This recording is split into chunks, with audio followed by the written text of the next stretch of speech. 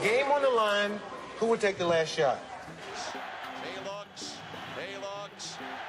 he gives to Jordan. Jordan to the circle, puts the shot in the air. Good! Me. That's a dumb question. Me.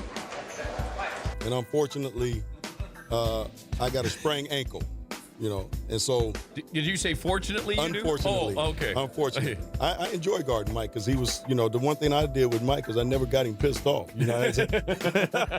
He make a shot, you say, good shot, Mike. Back in the 90s, Michael Jordan wasn't the biggest, the fastest, or the strongest on the court. He didn't win by being the most gifted. He won because his mindset was ruthless. Every game became a story, Jordan versus whoever they said he couldn't beat. And his killer instinct didn't care who you were, what you'd won, or how much talent you had. And that's where men today fall short. Chasing attention, chasing shortcuts, while Jordan quietly dismantled everybody who stood in front of him.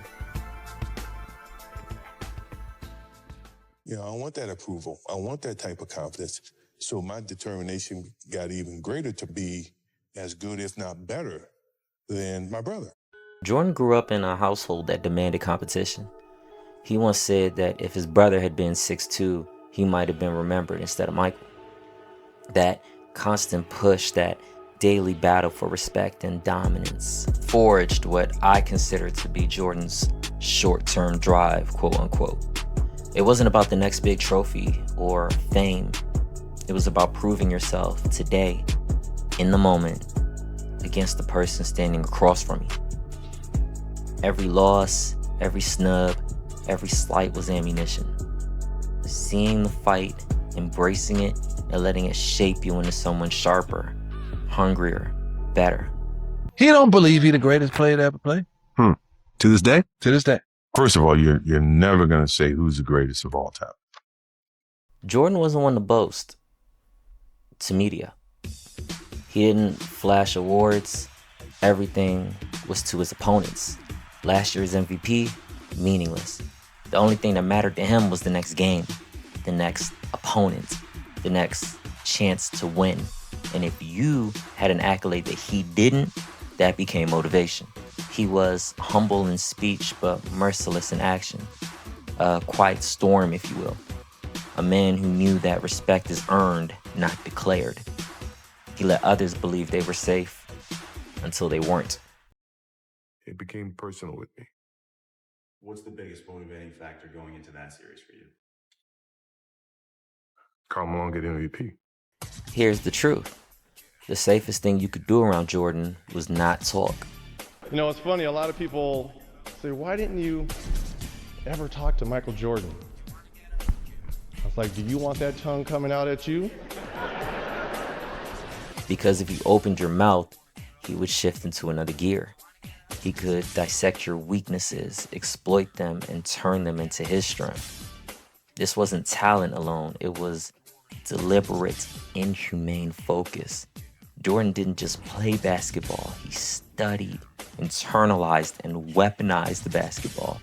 He convinced himself that a player talked trash after a bad game just to torch them in the next one.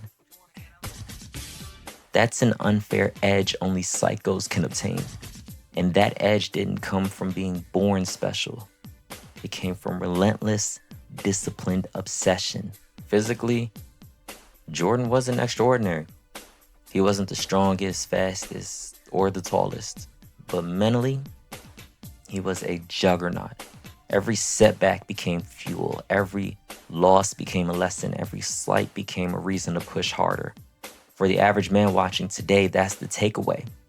You don't need perfect genetics, flashy tools, or early fame. You need a will that refuses to quit. You need the capacity to face adversity and come back sharper, hungrier, better. That's timeless. That's power.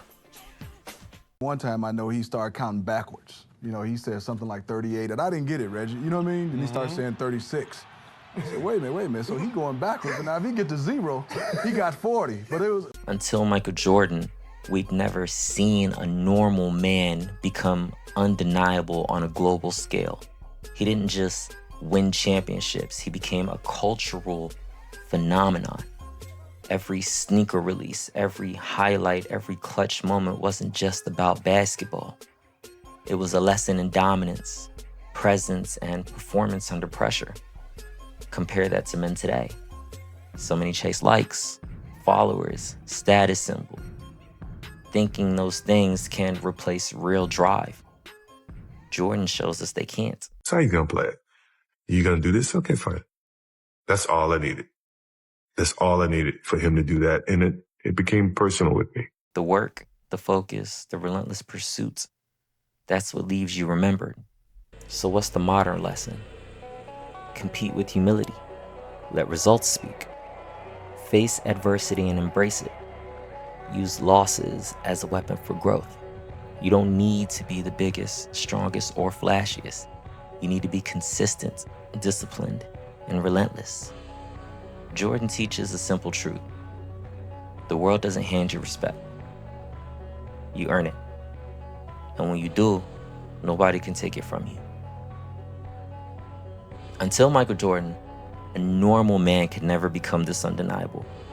And since it hasn't happened the same way, that